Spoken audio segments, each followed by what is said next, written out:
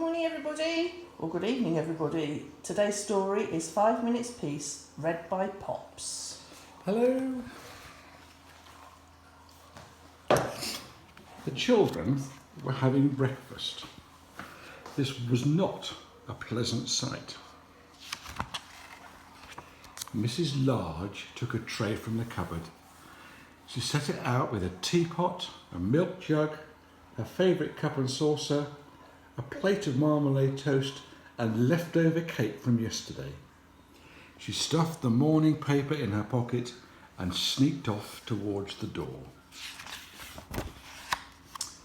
"Where are you going with that tray, Mum?" asked Laura. "To the bathroom," said Mrs. Large.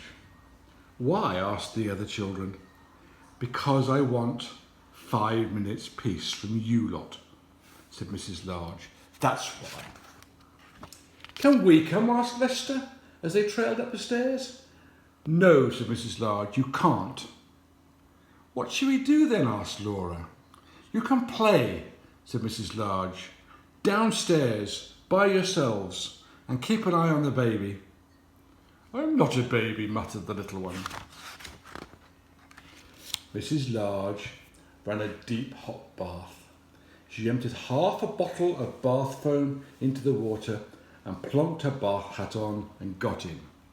She poured herself a cup of tea and lay back with her eyes closed. It was absolute heaven. "Can I play my tune?" asked Lester. Mrs. Large opened one eye. "Must you?" she asked. "I've been practising," said Lester. "You told me to."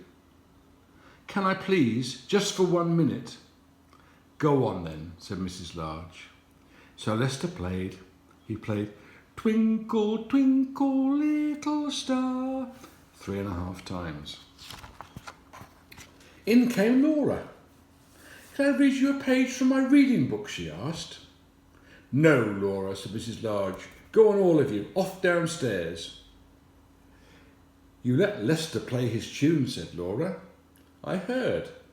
You like him better than me. It's not fair." "Oh, don't be silly, Laura," said Mrs. Large. "Go on then, just 1 page." So Laura read.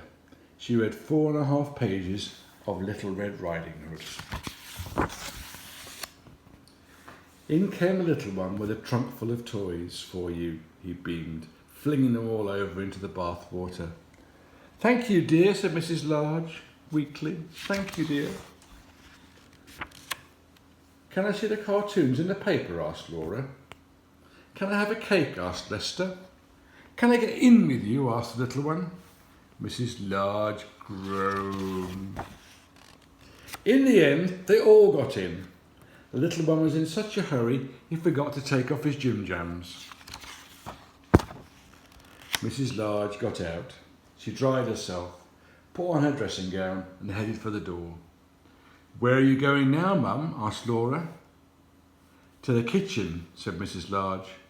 "Why?" said Lester. "Because I want 5 minutes peace from you lot, that's why." And off she went downstairs, where she had 3 minutes, 45 seconds of peace before they all came to join her. And that's the end of the story. Good night, everybody. Good night everybody. Bye.